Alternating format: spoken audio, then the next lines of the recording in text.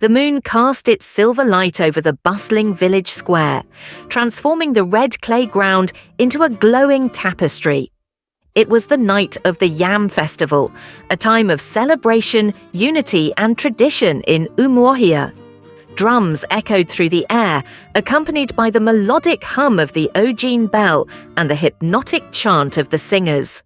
Villagers dressed in their finest adorned the square, the men in Isiagu tunics and red caps, the women wrapped in colourful wrappers with coral beads glistening around their necks.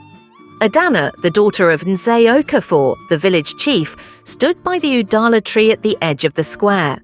Her braided hair shone under the moonlight, and her laughter blended effortlessly with the music.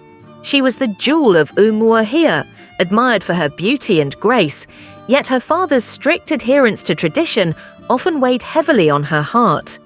Obinna entered the square hesitantly, a humble farmer known for his strength and quiet determination.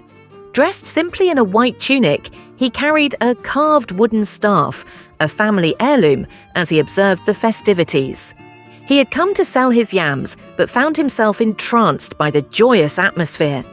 His eyes caught Adana's, and for a fleeting moment, time seemed to stop. Summoning his courage, Obinna approached her. "You look like the moon herself has come to bless this night," he said, his voice steady but filled with awe. Adana smiled, her cheeks warming. "And you speak like a poet. What is your name, stranger?" "Obinna," he replied, bowing slightly. "And yours?" "Adana," she said, "daughter of Nze Okafor." Their conversation flowed like the Niger River, effortless and deep. They spoke of dreams, laughter, and the beauty of their land.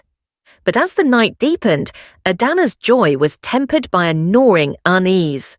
She knew her father would never approve of her speaking with someone of Obinna's status. The drums grew louder, signaling the start of the ancestral dance. The villagers gathered around as masked dancers in elaborate raffia costumes moved with powerful, rhythmic grace. Adana and Obinna's connection seemed to deepen with every beat of the drum, but their stolen moment was short-lived. "Adana!" boomed a voice that silenced the crowd. Nze Okafor, clad in his regal Isiagu and holding his staff of authority, strode towards them, his face dark with anger. Adana stepped back, her heart pounding. "Father, you disgrace our family by consorting with this farmer," Nze Okafor snarled, pointing at Obinna. "Do you not know who you are? You are betrothed to Chibuzo, a man of wealth and standing, not this commoner." Obinna's jaw tightened, but he spoke with calm defiance.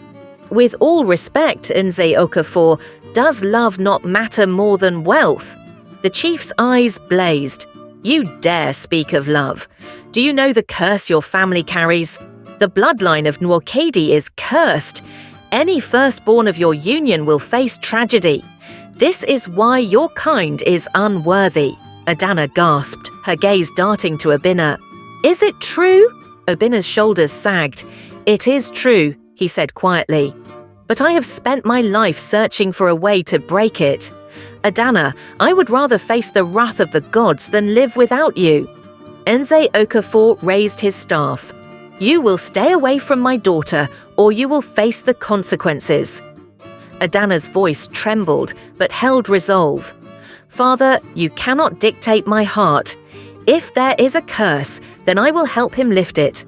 Love is worth fighting for." The crowd murmured as tension thickened in the air.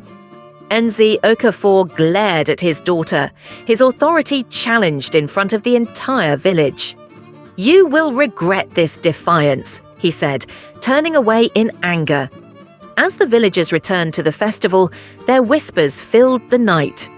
Adana and Obinna stood together, their bond strengthened by their shared resolve. But the road ahead would be fraught with trials and danger. The curse loomed over them like a shadow, threatening to tear them apart.